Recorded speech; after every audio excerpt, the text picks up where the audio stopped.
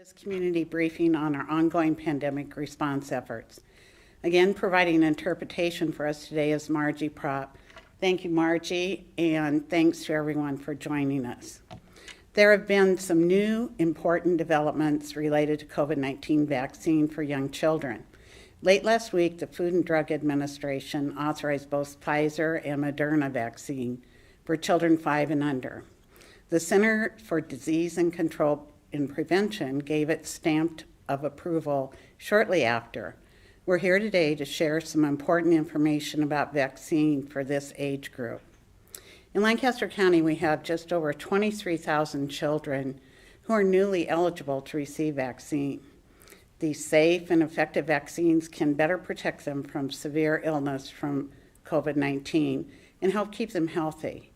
COVID-19 is still here, and we continue to see the virus spreading in our community. We received our Pfizer and Moderna vaccine shipments for this age group. We're in the process of distributing the vaccine, and it will be available soon through local pediatricians and family practice physicians. Joining us today is Dr. Sean Jones-Jobs, a pediatrician and president of Complete Children's Health in Lincoln. She'll touch on COVID-19's impact on children and what she's telling parents about vaccine for younger children. Thanks for being here, Doctor.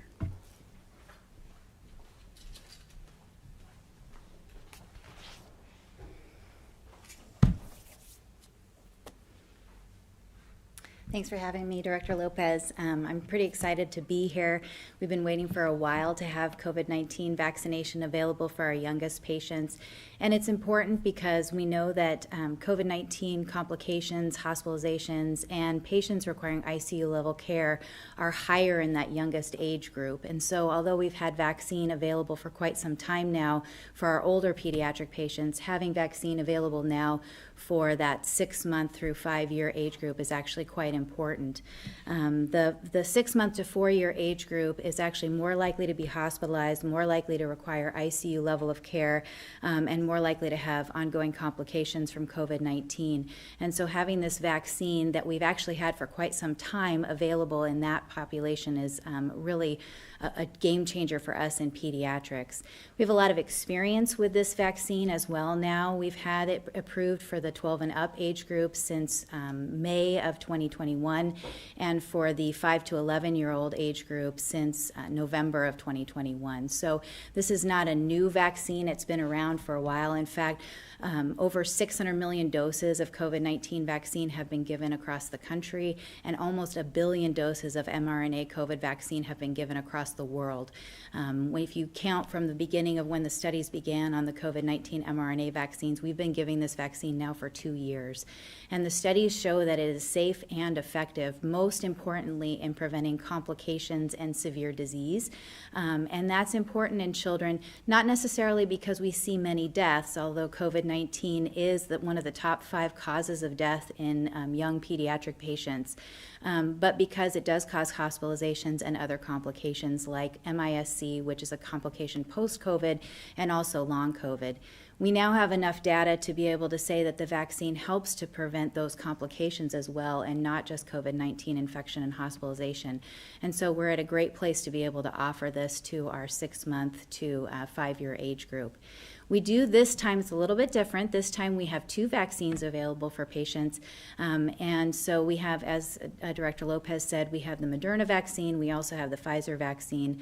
The Moderna vaccine will be a 2-vaccine series given 4 weeks apart. Immunocompromised patients will require 3, with a second dose given 8 weeks after the third dose given 8 weeks after the second dose.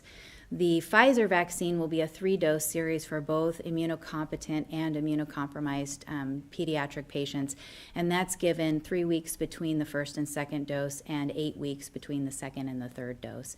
So it'll take a little bit longer to get your Pfizer vaccine in, but like I said, we have great experience and long period of time of experience with these vaccines, knowing that they're safe and effective. The side effect profile was mild. We did see fever, fatigue, some soreness at the injection site in the study group between 6 months and 5 years of age. Those are expected side effects that we often see with vaccines, and so that's not surprising. We also saw in the studies that the antibody levels and the level of protection was similar to what we saw with the adult vaccines against the Omicron variant. And so we expect it to be quite effective and able to protect our pediatric patients as well as it's protecting the adults as well. So antibody levels actually with these vaccines in the younger age group were equivalent to, if not a little bit better, than the 18 to 25-year-old age group with their vaccine, which showed the strongest antibody response to the vaccine. So this is an exciting time in pediatrics. I will say I've had a lot of parents ask me the question, which vaccine should my child get if there's an opportunity to get one or the other? And it's really hard to compare those vaccines back to back right now. They're a different schedule, and because of that, they were given over a different time period and had different numbers of cases in the studies. The Moderna vaccine was during the height of the Omicron outbreak, and so we saw a lot of cases in that study, fewer cases over the course of the Pfizer vaccine study. So there isn't really a head-to-head comparison. The best vaccine for your child is going to be the vaccine that you can get into your child safely at either your pediatrician's office, your family medicine office, a pharmacy if your child is over 3 years of age and it's available to them, or at the public health department. So I'll be happy to take any questions at the end. Thank you for that valuable information, and we really appreciate our partnership with Complete Children's Health and all our other pediatric and family practice offices in our community, especially even our entire medical community has been phenomenal in their response and support and guidance to us. And as a community, we really owe them a sincere thank you. We're excited to continue to work together to now offer COVID-19 vaccine to younger children. In the pediatric or family practice setting, parents can have a candid conversation with their children's healthcare provider about COVID-19 vaccine and any questions they may have. This helps them get the information they need to make the best choices for their child. For more information about how and when your child's medical home will be providing vaccine to younger patients, we encourage you to go to the clinic's websites or social media sites. They have the fastest answers and the most up-to-date answers for you. The health department will also be offering COVID-19 vaccine to younger children. We're currently finalizing dates and locations for upcoming clinics, and we'll share more details as those are confirmed.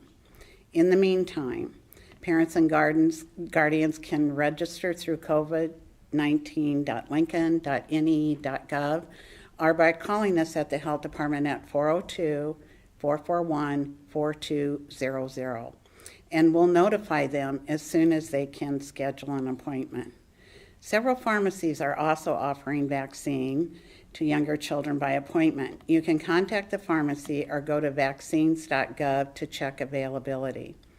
Vaccinations are critical in preventing many childhood diseases like chickenpox, flu, measles, mumps, polio, and whooping cough.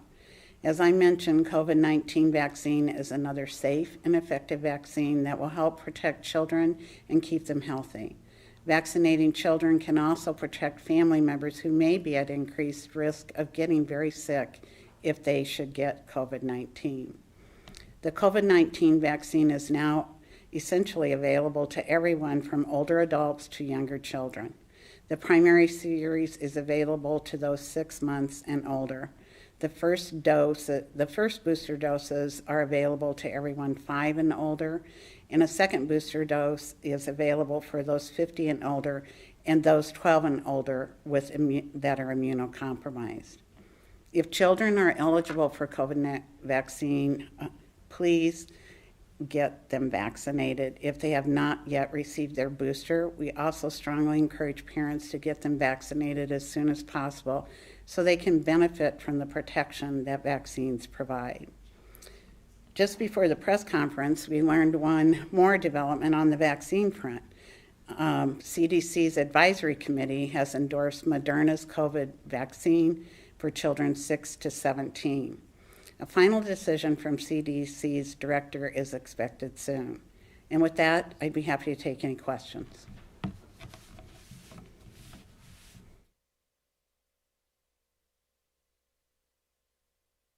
In doctors' offices and pharmacies, will the vaccine also be available at public clinics? We're in the process of scheduling those, and actually, people can start registering at the health department. We'll notify them as soon as we have the clinic appointments available. We will be giving the vaccines at the health department, and we're working on other distribution methods. But just so you know, because of this particular age group, we're not going to have a vaccine clinic, if that's what people are asking, like at Pinnacle Bank Arena or in the schools or not. That's just not an appropriate setting to meet the needs of these very young children. Is the online scheduling for individual private doctors only, or also for public clinics such as those offered at the health department? Okay, so the online scheduling for the number I gave you is for the health department. If we make any changes and we have a community small clinic, we'll also have you schedule through there. But otherwise, if you're not scheduling to come there, you need to go to your physician's office website or their social media and see how they're directing you to schedule for your appointment. And I encourage you to go to those sites. We've talked with the physicians. They're going to keep those sites, their offices will keep those up to date. And that's the fastest way for you to get information. And it also assures that we don't overwhelm those offices with phone calls when they're trying to take care of other possibly critically ill patients. So just go to their website and use social media from their sites to do it. If you have questions and you need direction and you're not sure, please just don't hesitate to call us at that number I gave you, the 402-441-4200. We have staff specifically there to answer questions and help people. So we don't want you to be frustrated, and we want you to get the information you need, and we want to do that in the best possible way for everyone.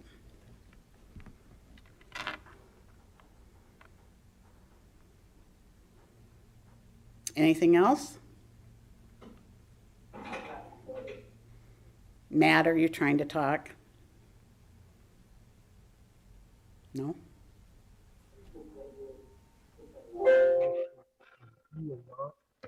Offer large-scale clinics that will be available at the health department.